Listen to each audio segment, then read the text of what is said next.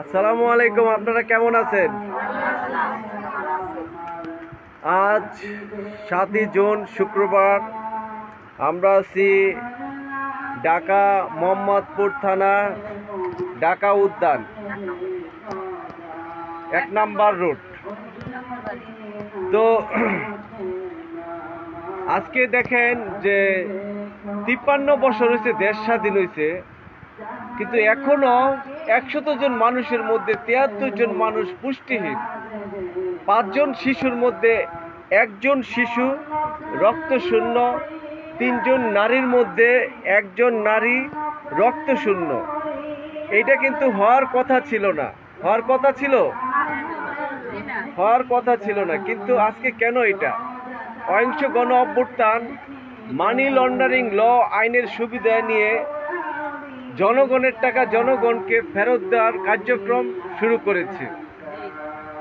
তো আমাদের অহিংস গণ অভ্যুত্থান বাংলাদেশের লক্ষ্য হচ্ছে 3টা। একটা হচ্ছে জনগণের টাকা Canada, Australia, America, Europe, Malaysia, Singapore, Dubai, যেসব প্রভৃতি দেশে অর্থ পাচার হয়েছে, এটা প্রবাসীরা তালিকা করতেছে।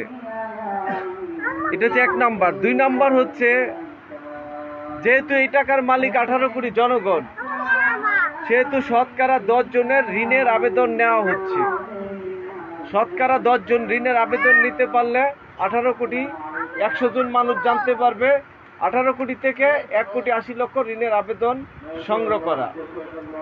3 নাম্বার হচ্ছে আইনের দ্বারা গঠিতব্য সংসদে আইন পাশ করা, অবৈধ অর্থোদ্ধার ও গণমুখী বিনিয়োগ জাতীয় সংস্থা করা। এই সংস্থাটা যখন হয়ে যাবে তখন কিন্তু আর কোনো বাধা নেই। যারা আবেদন করেছেন তারা কিন্তু বিনা সুদে, বিনা জামানতে, সহজ কিস্তি পরিশোধযোগ্য। 1 লক্ষ টাকা থেকে শুরু করে 1 কোটি টাকা পর্যন্ত, যার যার চাহিদা অনুযায়ী।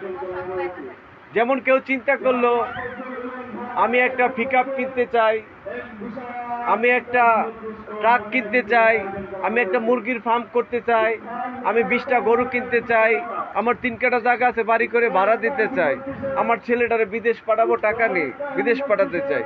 তো এখানে তো আপনি একা অর্থনৈতিক সমস্যা না, একা সমস্যা।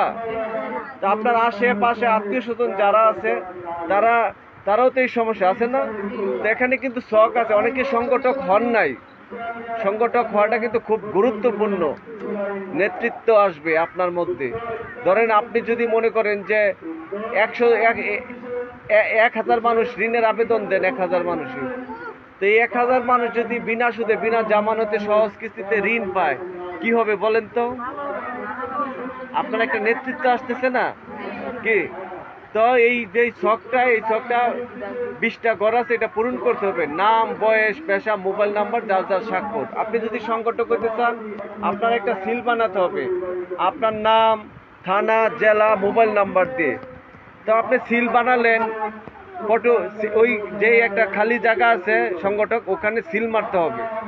সিল মারার পরে ফটোকপি করে একটা রেখে দিতে হবে।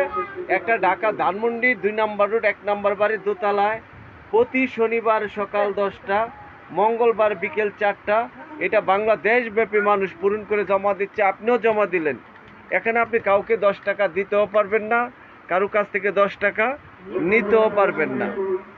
71-এ যারা দেশ স্বাধীন করেছেন তখন কিন্তু অনেকে হাসতো, জানেন, যে অস্ত্র নাই, কিছু না, এরা আবার দেশ স্বাধীন করবে।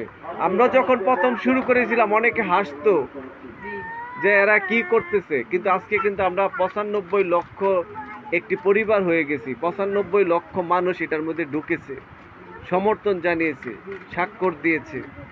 তো এখন কিন্তু আর বেশি সময় নাই 1,80,00,000 ঋণের আবেদন হতে। তো 10ই ডিসেম্বর প্রেস ক্লাব সকাল 10টায় সবার যেতে হবে। কারণ যদি না যান, আপনার যে টাকা দরকার এটা বোঝা যাবে কিভাবে?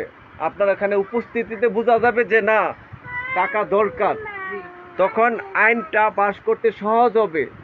আপনারা 10ই ডিসেম্বর সকাল 10টায় প্রেস ক্লাবের কন্ট্রোল এলাকায় আপনাদের সবার থাকতে হবে।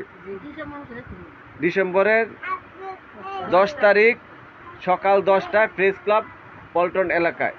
যারা আছেন আত্মীয় স্বজন যারা আছেন সবাই, কারণ এটা কিন্তু আমরা মারামারি করতে যাচ্ছি না, আমরা কথা বলবো যারা অহিংস গণ অভ্যুত্থানের যারা আছেন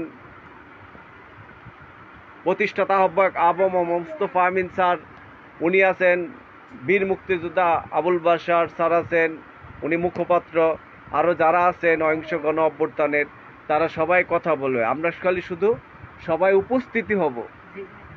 আমার কথা বুঝছেন?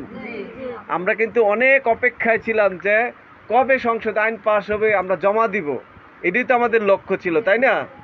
সেটা কিন্তু তারিখ পড়ে গেছে, সুসংবাদ এটার জন্য। তো আপনাদের যে আত্মীয় স্বজন আছে যাদের মধ্যে আপনারাও সংগঠক হয়ে যান। সংগঠকের বিষয়টা কিন্তু খুবই গুরুত্বপূর্ণ। সংগঠক না হলে, কারণ প্রথম ঋণ পাবে কি কারা? যারা বাংলাদেশব্যাপী যারা সংগঠক তারা প্রথম পর্যায়ে ঋণ পাবে।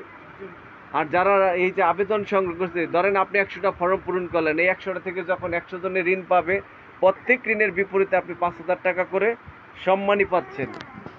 এটা অনেক কিছু না?